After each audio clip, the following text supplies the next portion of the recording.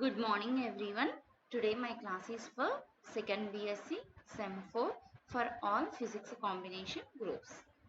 Today I am going to discuss about Unit 4. Unit 4 title is Low Temperature Physics.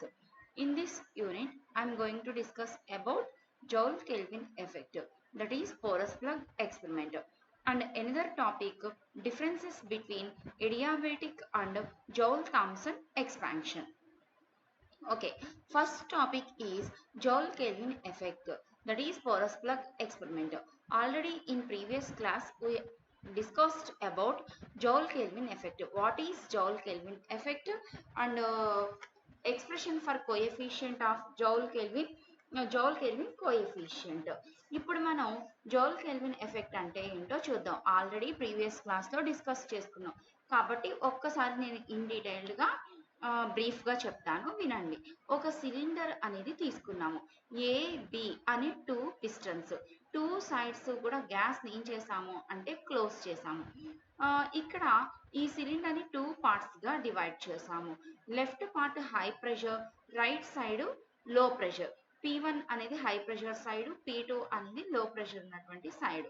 These two parts are separated by porous plug. ఇక్కడ porous plug తోటి ఏం చేసాము అంటే separate చేసాము. Okay, the gas is ఇక్కడ ఏ అనే పిస్టన్ని మనం compress చేసాము. కంప్రెస్ చేయడం వలన హై ప్రెషర్ సైడ్ ఉన్నటువంటి గ్యాస్ అనేది passes through the porous plug on the other side. So there is a constant lower pressure. It side lower pressure అనేది ఉంటుంది. When the compressed gas molecules comes towards the lower pressure side, ఇలా compress చేసినటువంటి gas molecules lower pressure side వచ్చినప్పుడు, porous plug గుండా pass అయ్యి వచ్చినప్పుడు కొంత temperature అనేది చేంజ్ అవుతుంది. The change in temperature is called as joule-Thomson effect.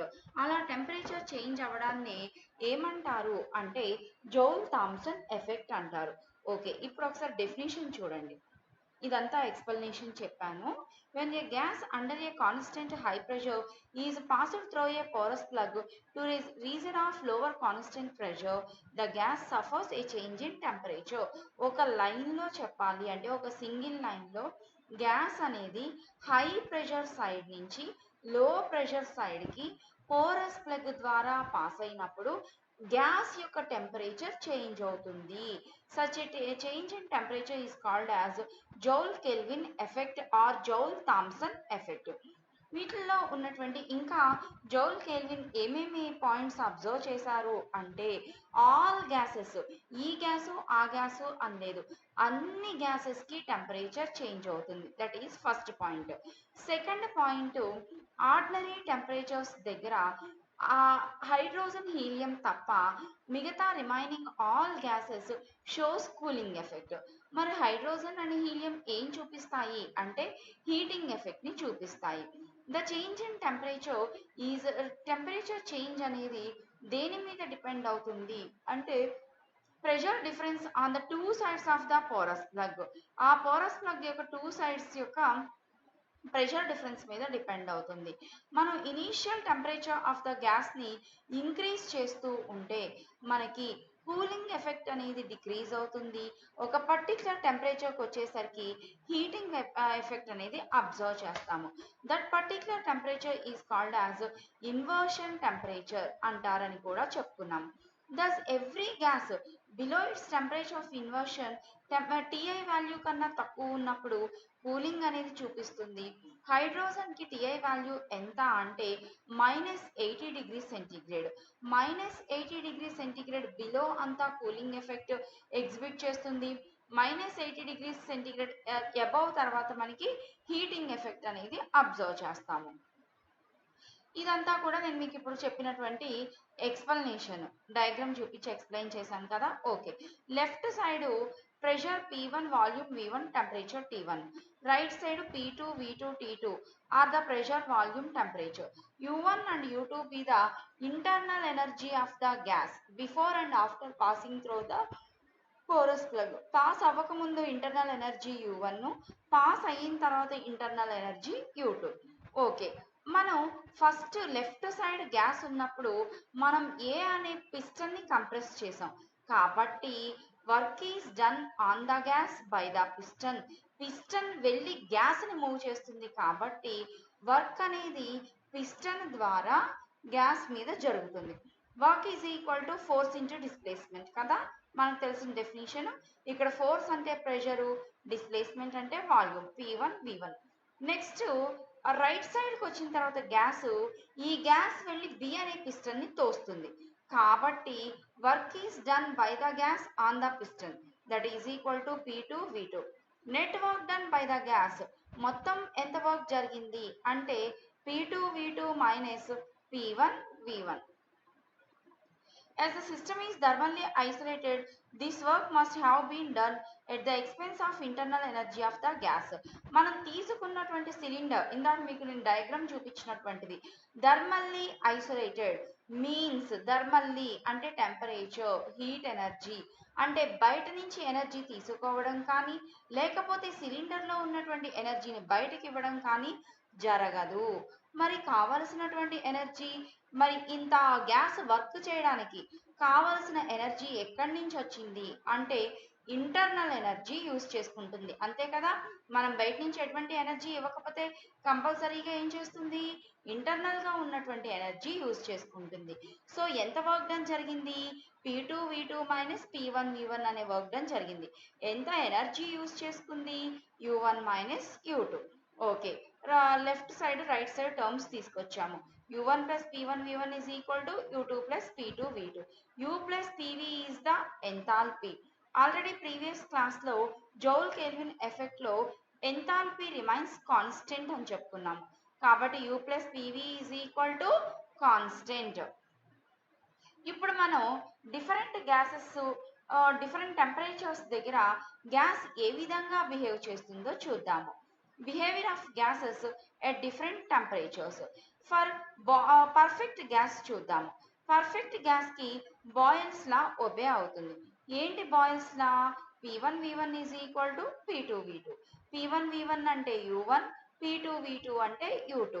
U1 U2 అనేవి ఏంటివి, internal energies.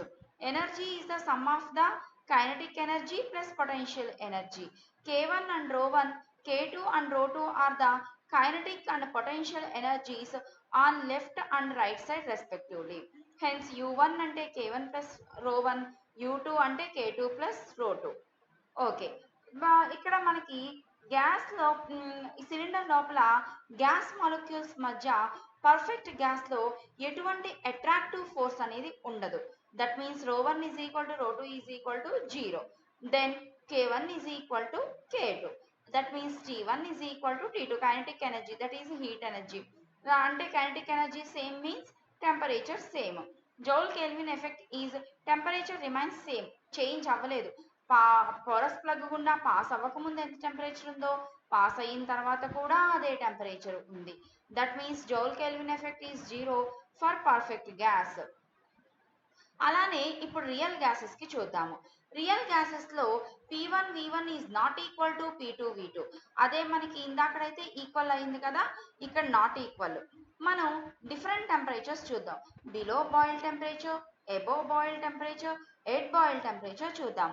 Below boil temperature అంటే బాయిల్ టెంపరేచర్ కన్నా తక్కువగా ఉన్నప్పుడు బిలో బాయిల్ టెంపరేచర్ దగ్గర PV ద ప్రోడక్ట్ వాల్యూ ఏమవుతుంది అంటే డిక్రీజ్ అవుతుంది. So that P2 V2 is greater than P1 V1. మనకి ప్రెషర్ ఏమవుతుంది అంటే ఇనీషియల్ ప్రెషర్ వాల్యూ అనేది డిక్రీజ్ అవుతూ ఉంటుంది.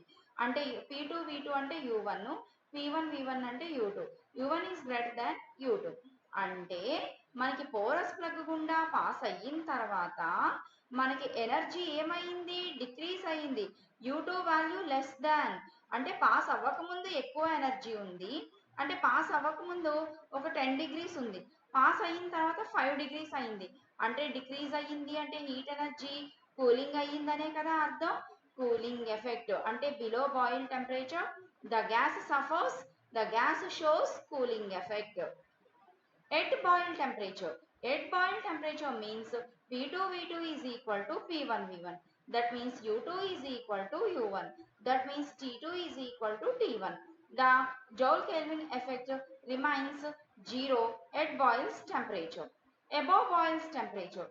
అబోవ్ బాయిల్ టెంపరేచర్ దగ్గర ప్రోడక్ట్ వాల్యూ, ఈ పీవీ వాల్యూ ఏమవుతుంది అంటే ఇంక్రీజ్ అవుతుంది. So that P1 V1 is greater than P2 V2 అంటే U2 greater than U1.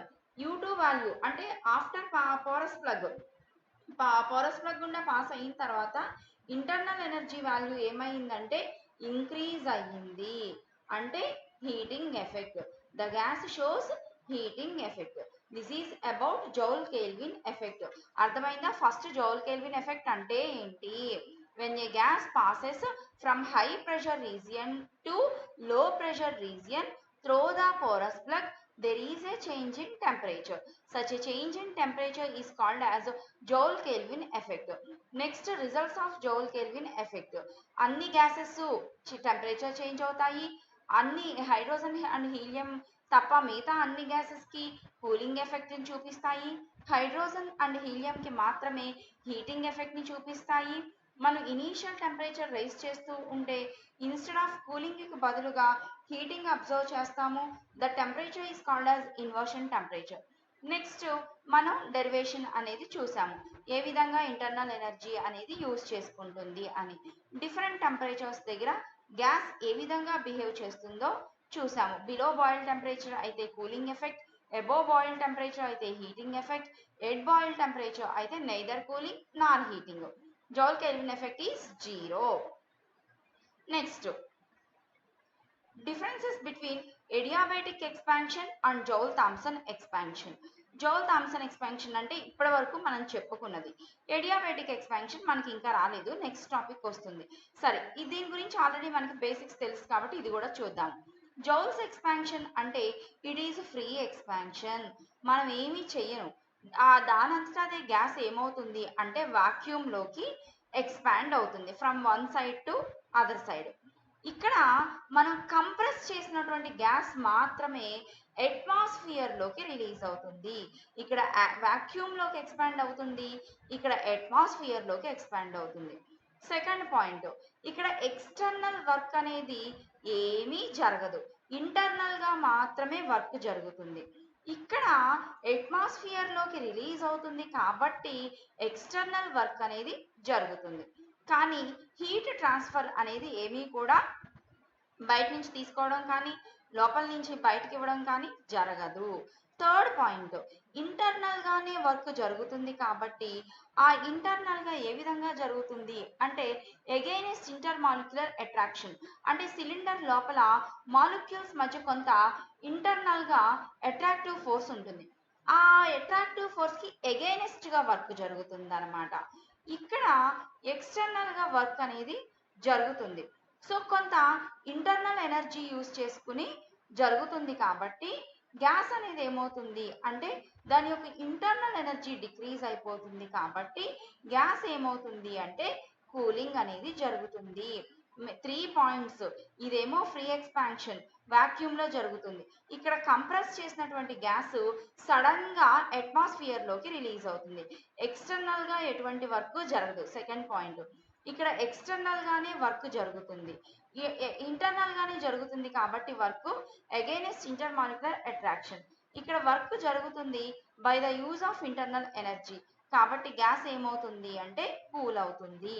These are the differences between the adiabatic and Joule-Thomson expansion. I hope you all understand these two topics. Thank you, girls.